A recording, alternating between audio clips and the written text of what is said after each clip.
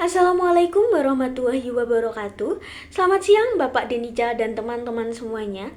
Yang terhormat Bapak Denica Hendrianto SE MSI selaku dosen pengampu mata kuliah Akuntansi Sektor Publik dan teman-teman kelas A yang berbahagia.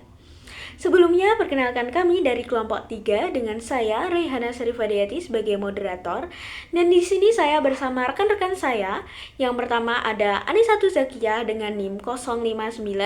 Yang kedua ada Anissa Rahmasari dengan NIM 060. Ketiga ada Salviananda Muiza dengan NIM 076. Keempat ada Triana Purwaningrum dengan NIM 113. Kelima ada Veranika Dwi Astuti dengan NIM 114. Dan yang terakhir ada dengan Romadona Abidatur Rahma dengan NIM 117. Assalamualaikum warahmatullahi wabarakatuh. Perkenalkan, nama saya Anissa Rahmasari, NIM 202412060. Di sini saya akan melanjutkan materi mengenai berbagai pendapat ahli tentang kualitas dalam realisasi anggaran.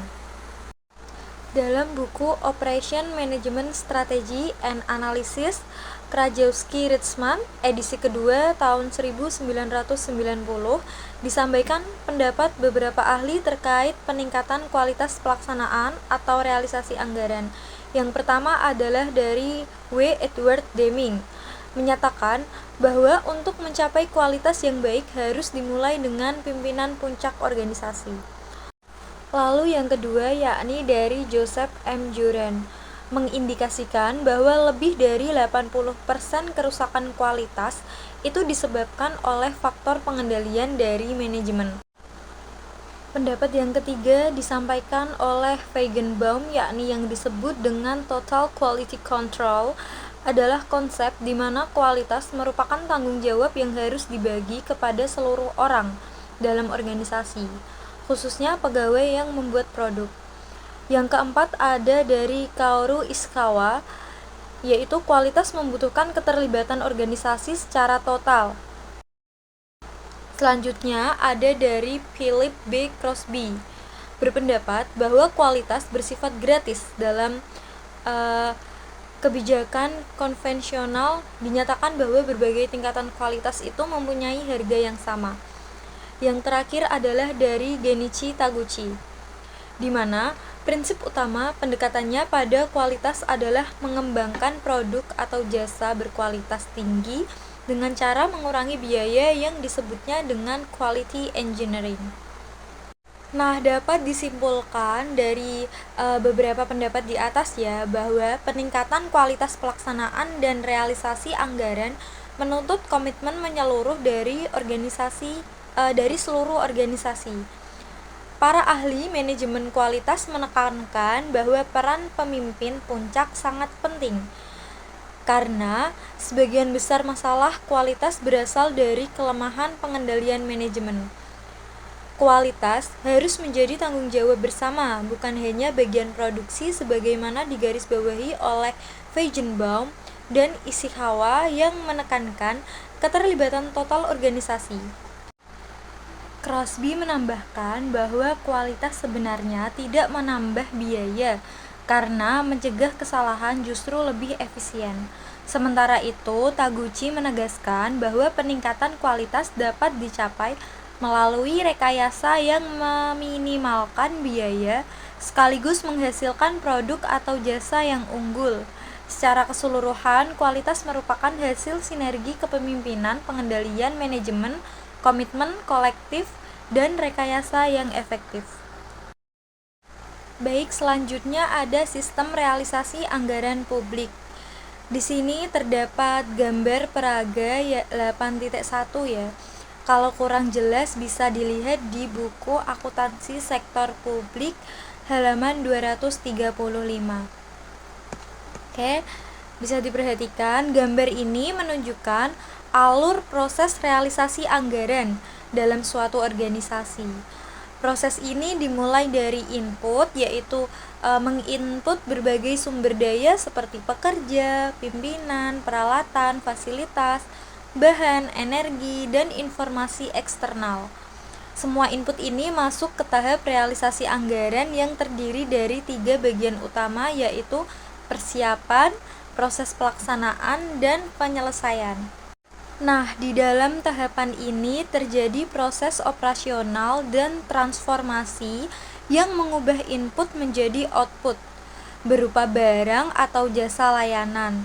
Seluruh proses ini dipengaruhi oleh lingkungan eksternal termasuk partisipasi konsumen atau masyarakat yang dapat memberikan masukan dan umpan balik.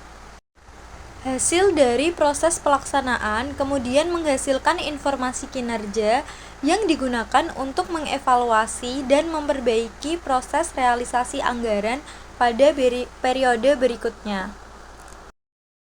Dalam sistem realisasi anggaran ada dua jenis input. Yang pertama yaitu partisipasi konsumen atau klien pada saat mereka tidak hanya menerima output, tetapi juga ikut dalam proses transformasi itu sendiri. Yang kedua, informasi dari bagian sumber daya internal maupun eksternal seperti laporan internal tentang layanan konsumen atau pengelolaan persediaan dan laporan pemerintah terkait kecenderungan ekonomi. Oke, lanjut, yaitu pengelolaan operasi atau realisasi anggaran dapat dilihat dari 3 perspektif yang berbeda, yakni sebagai fungsi, sebagai penunjang karir, dan sebagai seperangkat keputusan. Yang pertama ada realisasi anggaran sebagai fungsi. Operasi adalah salah satu dari berbagai fungsi dalam organisasi. Pada organisasi berukuran besar, penetapan masing-masing fungsi ke dalam departemen yang berbeda diasumsikan sebagai pertanggungjawaban atas aktivitas tertentu. Namun, saling terkait satu sama lain. Dalam hal ini, pimpinan manajemen akan mengoordinasikan dan menetapkan jaringan komunikasi yang efektif dalam rangka mencapai tujuan organisasi. Baik, yang kedua ada realisasi anggaran sebagai penunjang karir. Operasi telah menjadi tingkatan karir menuju posisi manajemen yang lebih tinggi dengan baik di beberapa organisasi. Sebagai contoh, jabatan kepala pelaksana yang berlatar belakang keuangan, pemasaran, peneliti, dan legal atau hukum. Mobilitas keahlian yang meningkat dari para pengelola operasi sangat berhubungan dengan tantangan produktivitas terkini. Promosi kenaikan jabatan cenderung diberikan kepada manajer yang telah berhasil menemukan solusi atas tantangan-tantangan yang dihadapi organisasi. Baik, sekian materi yang dapat saya sampaikan. Materi realisasi anggaran sebagai perangkat keputusan akan dijelaskan oleh rekan saya. Oke, next kita akan lanjut ke siklus realisasi anggaran publik.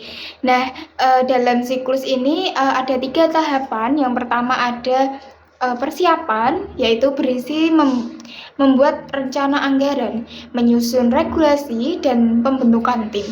Nah, yang kedua ada pelaksanaan, yaitu berisi belanja barang atau jasa, kemudian ada kegiatan operasional dan kegiatan produksi. Kemudian tahap terakhir yaitu penyelesaian. Nah, dalam tahap akhir ini berisi penyusunan laporan, evaluasi, dan distribusi hasil.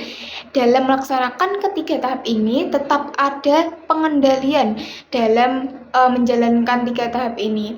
Oke, next kita ke contoh kegiatan dalam realisasi anggaran. Yang pertama ada pengeluaran. Jadi di persiapan itu kita membuat prosedur dan formulir serta anggaran kas. Nah, kemudian pelaksanaannya itu kita akan belanja barang dan jasa atau jasa. Kemudian di tahap penyelesaian akan ada rekapitulasi dan laporan. Yang kedua ada pendapatan. Nah, di persiapan kita akan menghitung potensi, membuat regulasi untuk prosedur dan formulir. Nah, kemudian di tahap pelaksanaan ada kita melakukan penagihan dan pemungutan. Serta di tahap penyelesaian nantinya akan ada rekap realisasi, kemudian ada pengenaan sanksi dan insentif. Nah, yang tahap program, di persiapan nantinya kita akan membentuk tim kerja, kemudian membuat tata aturan dan pembagian beban kerja. Selanjutnya di tahap pelaksanaan program, yaitu kita akan melaksanakan pekerjaan. Nah, tahap penyelesaiannya adalah penyelesaian produk dan jasa, kemudian ada laporan hasil program.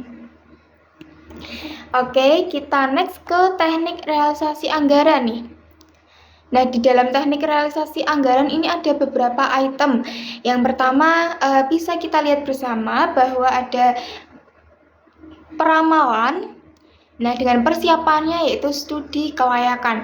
Kemudian proses pelaksanaannya yaitu proses peramalan permintaan dengan teknik time series analysis. Kemudian ada metode casual, kemudian ada teknik kualitatif. Di tahap penyelesaiannya nanti kita akan direkomendasi penerimaan nilai proyek atau disebut value of project. Nah, kemudian item kedua ada manajemen bahan. Nah, dalam manajemen bahan ini persiapannya adalah seleksi pembelian. Kemudian di proses pelaksanaannya ada pelaksanaan dan pengendalian produksi. Kemudian di tahap penyelesaiannya ada distribusi hasil dari manajemen bahan tersebut. Nah, kita bisa pelajari bersama sampai yang terakhir yaitu kualitas atau prestasi ya. Oke, next kita langsung ke prinsip dalam pelaksanaan anggaran. Nah, sebuah realisasi anggaran itu ada prinsipnya ya teman-teman. Yang pertama ada dana anggaran harus tepat waktu. Yang kedua ada menghindari rasio kas berlebihan. Yang ketiga ada perkiraan lengkap dan batas anggaran yang jelas tentunya. Yang keempat ada transfer antar item harus disesuaikan tentunya, namun tidak boleh mengubah prioritas. Yang kelima ada pengendalian manajemen dan audit internal yang kuat. Nah, dalam realisasi anggaran publik juga ada pengendalian internal. Nah, poin-poinnya adalah yang pertama itu menjamin kinerja organisasi berjalan dengan efektif. Yang kedua ada monitoring dan audit untuk menghindari penyimpangan. Yang ketiga ada sistem pembayaran dan kas tetap harus dikontrol. Yang keempat ada sentralisasi untuk efisiensi dan pelaporan yang baik. Oke, materi selanjutnya akan disampaikan oleh rekan saya. Perkenalkan, nama saya Anissa Tuzakia dengan NIM 2024120059. Di sini saya akan melanjutkan materi yang selanjutnya. Baik, materi selanjutnya yakni peramalan. Peramalan adalah proses inti perencanaan anggaran yang memperkirakan kejadian di masa depan. Fakta peramalan yaitu peramalan lekat dengan kekeliruan dan sering meleset, namun metode peramalan terbukti menyediakan perkiraan yang berguna bagi tujuan perencanaan. Keberhasilan dan kegagalan peramalan adalah hal yang biasa. Proses peramalan 1. Persiapan dilakukan dengan studi kelayakan. 2. Pelaksanaan melalui peramalan permintaan menggunakan analisis deret waktu, metode kausal, dan teknik kualitatif. 3. Penyelesaian merekomendasikan penerimaan nilai proyek atau value of project. Karakteristik permintaan. Proses peramalan akan mudah dilakukan jika pola permintaan atas produk tertentu telah dikuasai. Berbagai faktor baik internal maupun eksternal akan mempengaruhi sebuah permintaan. Dari berbagai faktor yang mempengaruhi permintaan, 5 komponen dasar permintaan pada kebanyakan organisasi adalah rata-rata, kecenderungan atau tren, pengaruh musiman, siklus pergerakan, dan kesalahan yang tidak disengaja. Nah, di slide sebelumnya kan ada kalimat faktor yang mempengaruhi permintaan. Di sini adalah faktor yang mempengaruhi permintaan barang dan jasa, ada faktor eksternal dan faktor internal. Untuk faktor eksternalnya yaitu perekonomian negara, tindakan pemerintah, selera konsumen, cita produk oleh masyarakat, tindakan pesaing, dan ketersediaan serta biaya produk pelengkap.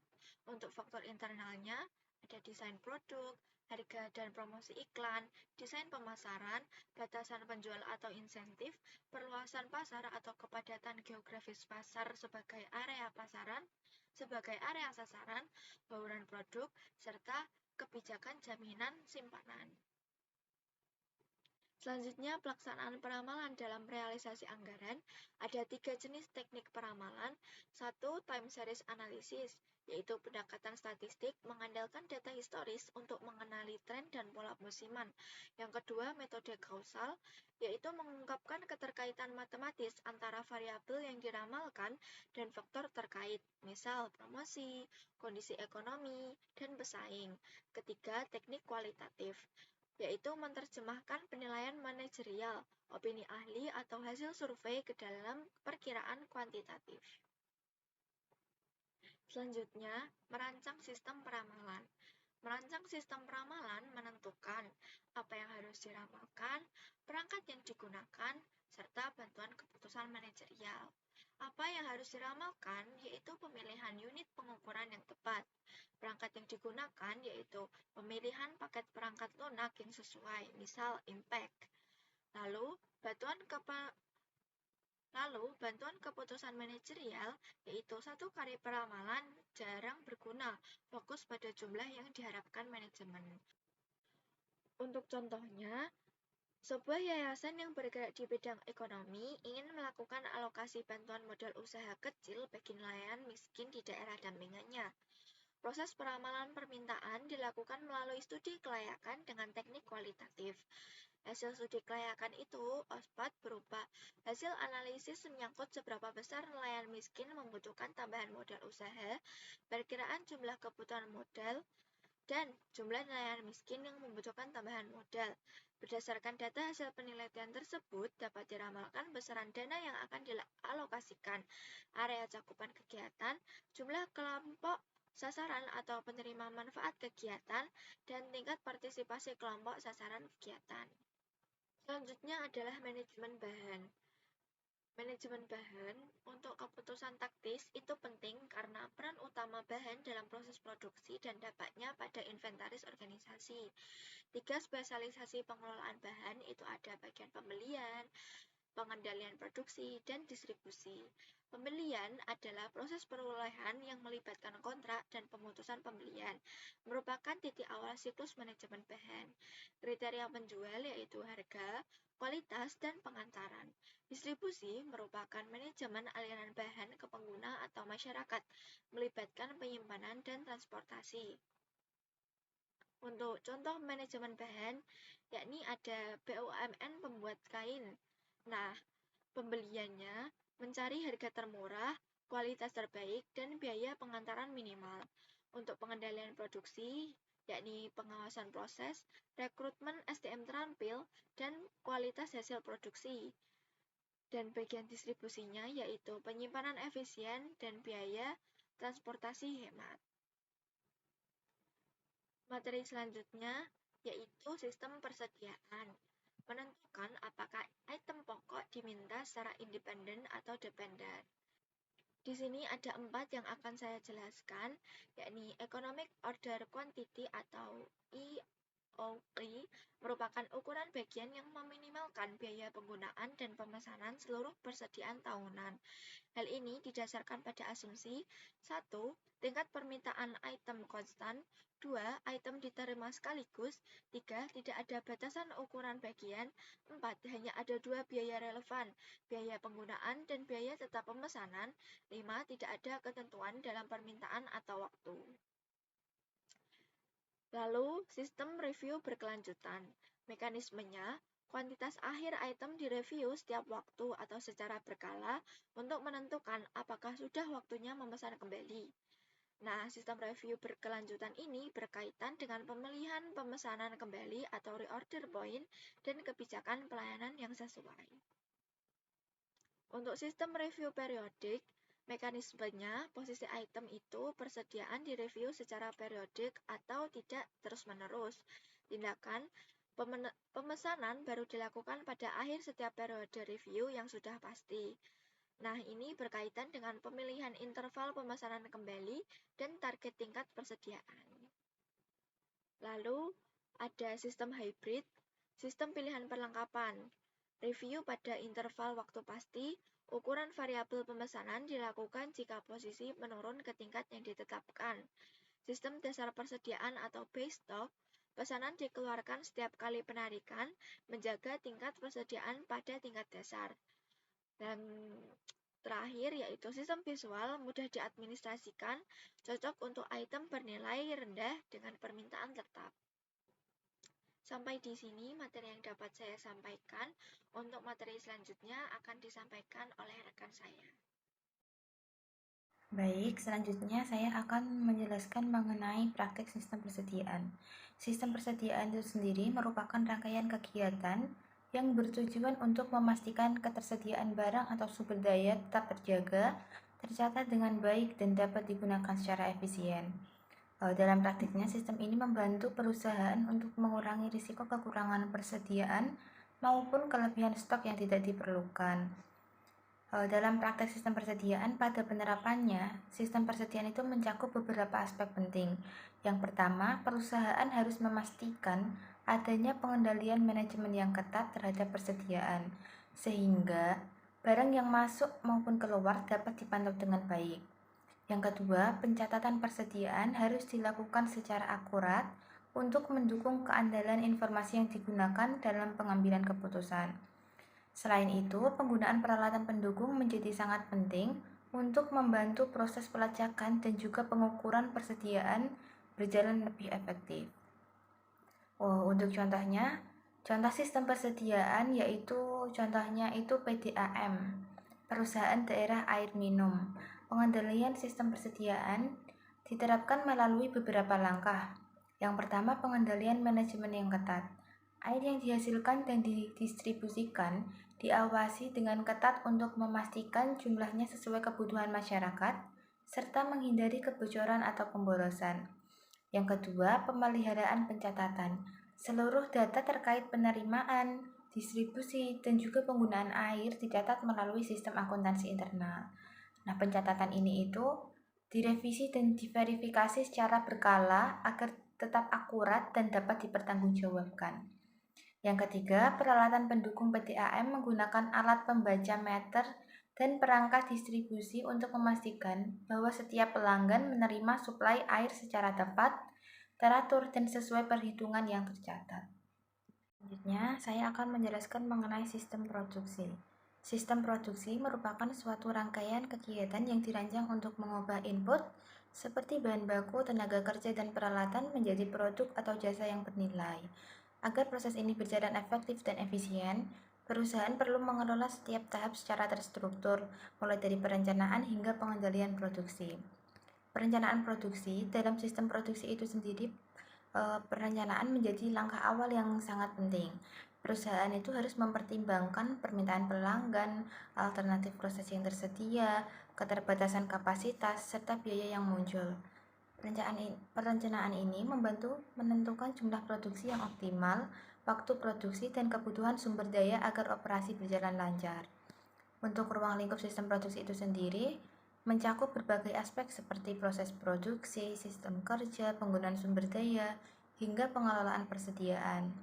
Pengaturan ini dilakukan pada tingkatan utama, yaitu strategis, merupakan keputusan jangka panjang seperti pabrik, teknologi yang digunakan, ataupun lokasi dan juga fasilitas. Yang kedua itu taktis, yaitu pengaturan bulanan atau kuartalan yang mengatur beban kerja, kebutuhan sumber daya manusia, dan juga penjadwalan. Dan yang terakhir yaitu operasional, meliputi pengendalian harian seperti pengaturan mesin, pengawasan proses, serta penyelesaian pesanan. Selain itu, sistem produksi diterapkan tidak hanya pada barang, tetapi juga pada jasa, tenaga manusia, dan pengelolaan waktu. Konsep produk family digunakan untuk mengelompokkan produk atau jasa yang memiliki kesamaan proses atau kebutuhan sumber daya manusia agar pengendalian produksi lebih efisien. Nah, strategi perencanaan produksi dalam menentukan bagaimana proses produksi itu dijalankan, perusahaan biasanya memilih salah satu dari dua strategi utama. Yang pertama ada strategi pengemudi atau chase strategy, yaitu tingkat produksi disesuaikan dengan permintaan. Jika permintaan meningkat, produksi ikut naik, dan jika permintaan turun, produksi diturunkan. Nah, strategi ini lebih efektif ya untuk menghindari penumpukan persediaan, namun membutuhkan fleksibilitas tenaga kerja dan juga jadwal. Lalu yang kedua itu ada strategi tingkat atau level strategi, yaitu tingkat produksi dijaga tetap atau konstan dari waktu ke waktu. Perusahaan tidak menyesuaikan output dengan fluktuasi permintaan, tetapi mengelola stok atau backlog untuk mengatasi perbedaan permintaan. Strategi ini lebih stabil namun membutuhkan pengelolaan persediaan yang baik. Selanjutnya, saya akan membahas mengenai perencanaan produksi dan juga perencanaan sumber daya manusia. Nah, perencanaan produksi merupakan proses yang bertujuan untuk memastikan bahwa perusahaan dapat memenuhi permintaan pelanggan secara efisien dan tepat waktu. Langkah pertama dalam perencanaan produksi adalah menetapkan perkiraan permintaan di masa depan. Informasi ini menjadi dasar untuk menentukan jumlah produksi yang harus disiapkan. Selanjutnya, perusahaan perlu mengidentifikasi berbagai alternatif proses, keterbatasan kapasitas, serta biaya yang mungkin timbul. Nah, berdasarkan informasi tersebut, disusunlah suatu rencana prospektif yang menggambarkan bagaimana produksi akan dilakukan. Rencana ini kemudian dievaluasi, apakah sudah layak dijalankan atau masih memerlukan perbaikan. Setelah disetujui, rencana tersebut diimplementasikan pada periode pertama sebagai langkah awal pelaksanaan. Nah, untuk perencanaan sumber daya manusia atau SDM dilakukan untuk memastikan bahwa jumlah dan kemampuan tenaga kerja sesuai dengan kebutuhan operasional dan tujuan strategis perusahaan. Proses ini mempertimbangkan kapasitas organisasi, beban kerja, serta kebutuhan jangka pendek maupun jangka panjang. Dalam perencanaan SDM terdapat dua strategi utama.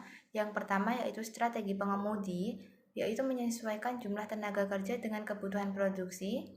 Hal ini dapat dilakukan melalui penambahan lembur atau perekrutan tenaga kerja tambahan.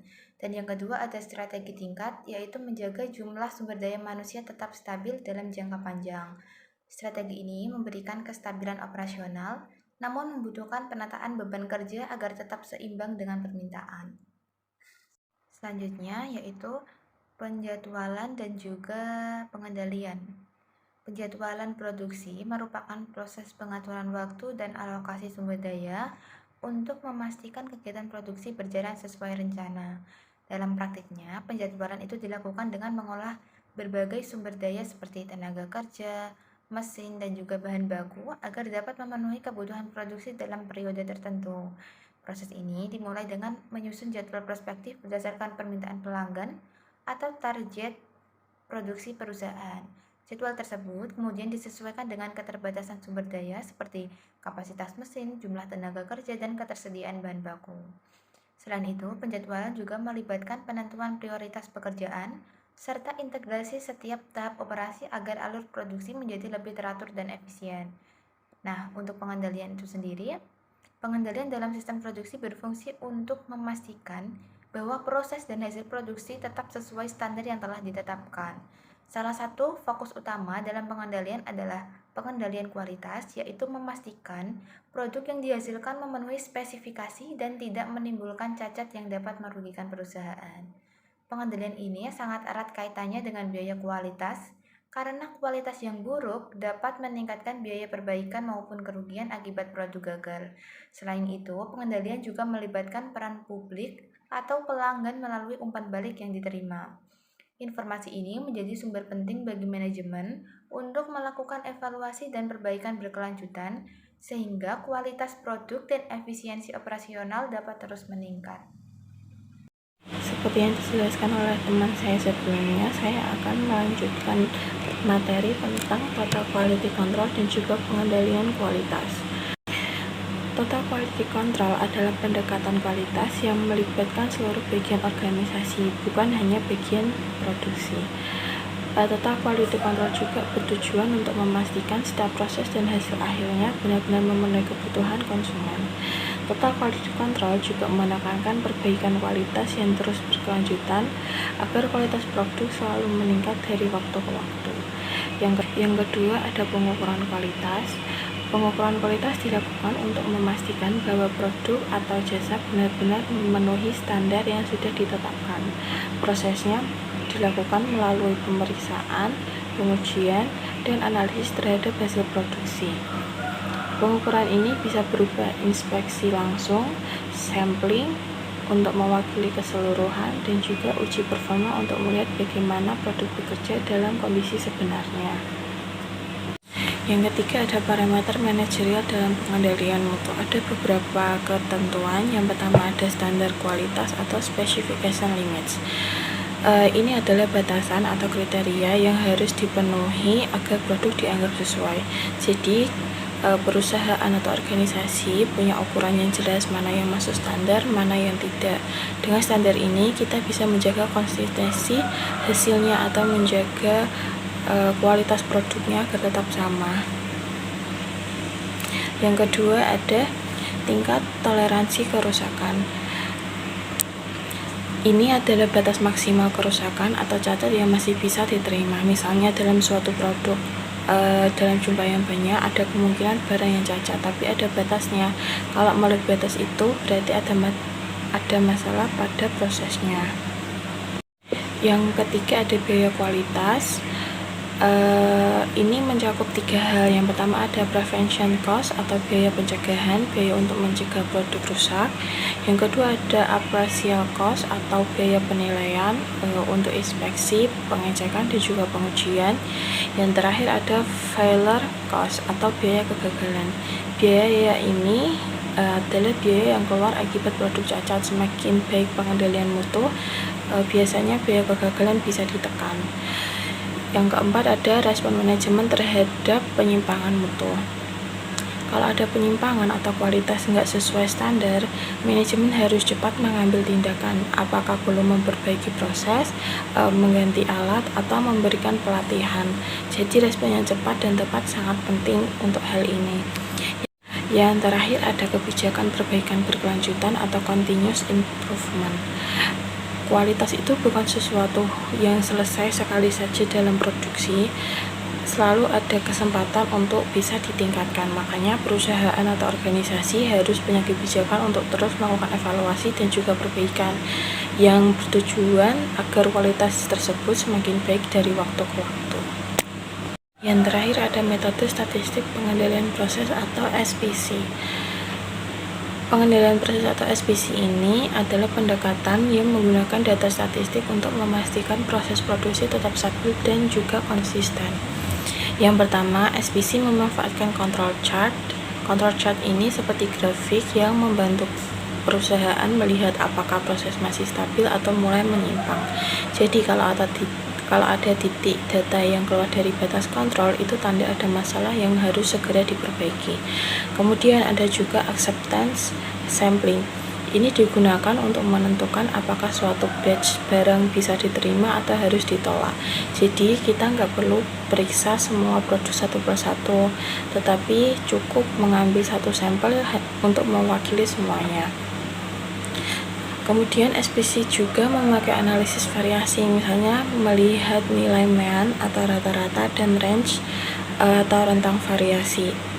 Dari sini kita bisa menilai apakah proses tersebut terkendali atau justru ada variasi yang tidak normal. Intinya, statistik pengendalian proses atau SPC ini membantu kita memastikan proses berjalan stabil. Kalau proses mulai melenceng atau menyimpang, kita bisa cepat tahu dan segera ambil tindakan perbaikan.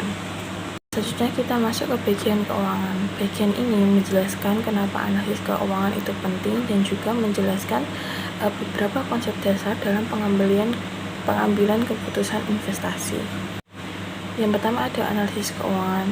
Analisis keuangan ini sangat penting, terutama bagi organisasi publik yang sering harus mengambil keputusan terkait investasi dan belanja modal dalam jumlah yang sangat besar. Dengan melakukan analisis ini, organisasi bisa menilai berbagai aspek seperti biaya, potensi keuntungan, resiko, sampai kelayakan suatu proyek. Jadi keputusan yang diambil nantinya bisa lebih tepat, lebih efisien, dan lebih dapat dipertanggungjawabkan. Yang kedua ada konsep time value of money. Prinsipnya uang hari ini lebih bernilai daripada uang di masa depan. Kenapa? Karena uang hari ini bisa digunakan atau diinvestasikan dan menghasilkan bunga. Sedangkan bunga itu kan bisa digunakan di masa depan, di kemudian hari. Konsep ini sangat penting dalam menilai keputusan investasi. Yang pertama ada future value. Ini adalah nilai investasi di masa depan setelah mengalami pertumbuhan, biasanya dengan bunga majemuk. Yang kedua ada present value. Ini kebalikannya dari future value, yaitu nilai sekarang dari uang yang baru akan diterima di masa depan. Nilai ini diperoleh dengan proses diskonto atau discounting. Yang ketiga ada teknik analisis keuangan. Dalam analisis keuangan ada beberapa teknik dasar. Salah satunya NPV atau Net Present Value. Di sini kita menghitung selisih antara present value dari arus kas di masa depan dengan investasi awal. Kalau Net Present Value-nya atau NPV ini positif, artinya proyek tersebut layak dan menguntungkan. Teknik berikutnya adalah payback method. Ini digunakan untuk menghitung berapa lama waktu yang dibutuhkan untuk mengembalikan modal awal. Metode ini cocok dipakai untuk analisis jangka pendek karena fokus pada kecepatan pengembalian modal. Materi selanjutnya ada pemasaran produk atau jasa. Pada bagian ini kita akan membahas mengenai pemasaran produk dan jasa. Pemasaran merupakan fungsi yang sangat penting dalam sebuah organisasi atau perusahaan karena melalui pemasaran, produk dapat tersampaikan kepada konsumen dengan kualitas yang sesuai standar. Tanpa proses pemasaran yang baik, produk berkualitas sekalipun tidak akan memberikan manfaat yang optimal bagi organisasi atau perusahaan. Selain itu, pemasaran juga berperan langsung dalam mendukung pendapatan serta keberlangsungan organisasi atau perusahaan. Dengan strategi pemasaran yang tepat, perusahaan dapat memastikan bahwa produk diterima konsumen, memiliki daya saing yang baik, serta mampu bertahan dalam lingkungan pasar yang dinamis. Ada tahapan utama pemasaran. Yang pertama ada tahap persiapan dan perencanaan pasar. Pada tahap awal, perusahaan melakukan kegiatan persiapan dan perencanaan. Ini dimulai dengan survei pasar untuk memperoleh informasi mengenai kebutuhan, preferensi, serta tingkat permintaan konsumen. Data pasar ini kemudian dianalisis untuk menentukan potensi penjualan dan peluang yang dapat dimanfaatkan. Berdasarkan hasil survei tersebut, perusahaan menyusun rencana pemasaran yang selaras dengan kondisi pasar dan target yang ingin dicapai harus sesuai dengan datanya. Rencana pemasaran mencakup penetapan segmen pasar, penentuan sasaran, strategi promosi, serta perhitungan sumber daya yang dibutuhkan. Tahap ini sangat penting agar seluruh langkah pemasaran yang dilakukan terarah dan tepat sasaran. Yang kedua ada tahap pelaksanaan pemasaran. Setelah rencana tersusun, proses berlanjut pada tahap pelaksanaan pemasaran. Pada tahap ini, organisasi memastikan bahwa produk atau jasa benar-benar siap untuk dikenalkan kepada konsumen atau disalurkan kepada konsumen. Hal ini mencakup penyiapan fisik produk, ketersediaan stok, serta pengecekan bahwa kualitas produk telah memenuhi standar yang ditetapkan. Selain itu, organisasi menentukan area pemasaran atau wilayah distribusi yang akan menjadi fokus. Pemilihan area pemasaran ini mempertimbangkan aksesibilitas, potensi permintaan, serta efektivitas distribusi. Pelaksanaan pemasaran juga mencakup kegiatan promosi, penyebaran informasi produk, dan juga penyediaan layanan yang mendukung tercapainya target penjualan. Yang terakhir, ada tahap penyelesaian atau evaluasi. Pada tahap akhir, dilakukan proses penyelesaian dan evaluasi. Produk yang telah disampaikan kepada konsumen perlu melalui pengujian kualitas, baik pengujian uji rasa, uji laboratorium, maupun metode lain sesuai jenis produknya. Evaluasi kualitas ini memastikan bahwa produk yang diterima oleh konsumen tetap konsisten dengan standar organisasi yang telah ditetapkan. Organisasi atau perusahaan juga menangani keluhan atau masukan dari konsumen atau pembeli. Penanganan umpan balik ini sangat penting untuk mengetahui aspek-aspek yang perlu diperbaiki dan untuk menjaga kepercayaan konsumen. Selain itu, evaluasi juga menyeluruh terhadap seluruh proses pemasaran dilakukan untuk menilai efektivitas strategi, meninjau pencapaian target, serta menentukan langkah perbaikan di periode berikutnya. Untuk materi selanjutnya akan disampaikan oleh teman saya. Baik, sebelumnya perkenalkan saya Salviana Damiza dengan NIM 2024-12076. Di sini saya akan melanjutkan materi dari apa yang telah disampaikan oleh rekan saya sebelumnya. Materi yang akan saya lanjutkan yakni teknik realisasi anggaran publik. Tadi sudah ada 9 teknik yang sudah disampaikan oleh rekan saya sebelumnya, maka yang selanjutnya adalah teknik ke-10 yakni pemberian jasa. Di pemberian jasa ada 3 tahapan. Yang pertama tahap persiapan, yakni kita merencanakan layanan atau jasa apa yang akan kita berikan kepada publik atau masyarakat. Setelah itu masuk ke tahap proses pelaksanaan. Di sini kita melaksanakan kegiatan layanan atau pemberian jasa dari apa yang telah kita rencanakan dalam tahap persiapan. Setelah itu kita masuk ke tahap penyelesaian, tahap yang terakhir, yakni memastikan bahwa layanan tersebut atau pemberian jasa sudah terpenuhi kepada masyarakat. Teknik yang ke-11 atau teknik yang terakhir yakni kualitas. Di kualitas ini juga ada 3 tahapan sama seperti sebelumnya. Yakni tahapan yang pertama itu ada tahap persiapan. Di sini kita merencanakan kualitas produk atau jasa yang akan kita berikan kepada masyarakat. Setelah itu masuk ke proses pelaksanaan. Di sini kita mengendalikan atas batas kualitas. Jadi, kita sudah punya batasan-batasan kualitas yang udah kita rencanakan di tahap persiapan. Maka selanjutnya di proses pelaksanaan ini, kita itu menjaga atau mengendalikan batasan-batasan tersebut agar memenuhi kualitas yang telah disepakati.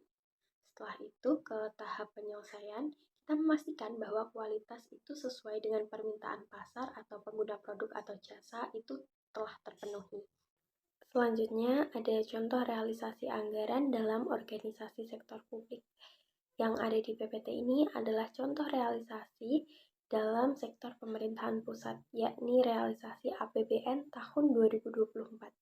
Teman-teman bisa lihat di PPT, itu ada kolom uraian, anggaran dan realisasi pada tahun 2024 dan juga realisasi di tahun 2023. Tujuannya disandingkan dengan tahun sebelumnya ini adalah untuk transparansi dan juga evaluasi kinerja tahunan. Nah, di kolom uraian itu kita uraikan pendapatan dari pajak maupun non-pajak sehingga kita tahu total pendapatan di tahun tersebut itu ada berapa. Lalu di sisi kanan itu ada belanja, kita rincikan juga belanja negara pada saat itu sehingga kita tahu total belanja negara. Setelah kita tahu jumlah pendapatan dan belanja, kita selisihkan. Nah, teman-teman pasti nggak asing dengan yang namanya surplus atau defisit. Surplus itu adalah terjadi ketika pendapatan itu lebih besar dari belanja. Dan ketika defisit itu pendapatannya lebih kecil daripada belanja. Nah, di contoh realisasi APBN 2024, ini APBN mengalami defisit karena belanjanya itu lebih besar daripada pendapatannya. Selanjutnya, setelah kita tahu surplus atau defisit yang berhubung contoh ini adalah defisit, itu nggak berhenti sampai sini aja. Masih ada komponen selanjutnya, yaitu pembiayaan. Pembiayaan ini itu adalah untuk menutup defisit, atau ketika surplus berarti mengelola surplus anggaran. Nah, di situ ada rincian pembiayaan dalam negeri dan juga pembiayaan luar negeri. Kita jumlahkan pembiayaannya sehingga kita tahu jumlah pembiayaannya itu ada berapa. Lalu kita tambahkan dengan surplus atau defisit. Contohnya saat ini berarti kita tambahkan dengan defisit di tahun 2024. Sehingga kita menemukan selisih lagi yang disebut sisa lebih atau kurang pembiayaan anggaran. SIKPA atau SILPA. SIKPA ketika kurang dan SILPA ketika lebih. Di contoh ini menjadi lebih atau SILPA. Selanjutnya, SILPA atau SIKPA itu nantinya akan masuk ke laporan perubahan saldo anggaran lebih. Sebelumnya kita lihat dulu di tahun sebelumnya, yakni di tahun 2023, di bagian saldo anggaran lebih akhir tahun 2023, yakni senilai 459 triliun 497 miliar 872 juta 70.698 rupiah. Itu adalah saldo anggaran lebih akhir tahun 2023 yang menjadi saldo anggaran lebih awal di tahun 2024. Setelah itu, kita kurangkan penggunaan saldo anggaran lebih yang kita gunakan untuk pembiayaan tadi di laporan realisasi. Setelah dikurangi, kita tambahkan dari silpa yang kita hasilkan. Kalau terjadinya sikpa berarti kita kurangkan, sehingga kita tahu jumlah saldo anggaran lebih sebelum penyesuaian. Setelah itu ada penyesuaiannya, sehingga kita tahu saldo anggaran lebih akhir di tahun 2024 itu sebesar 457 triliun 543 miliar 275 juta 49.219 rupiah. Yang ini menjadi saldo anggaran lebih awal di tahun 2025. Sekian materi yang dapat saya sampaikan, saya kembalikan ke moderator.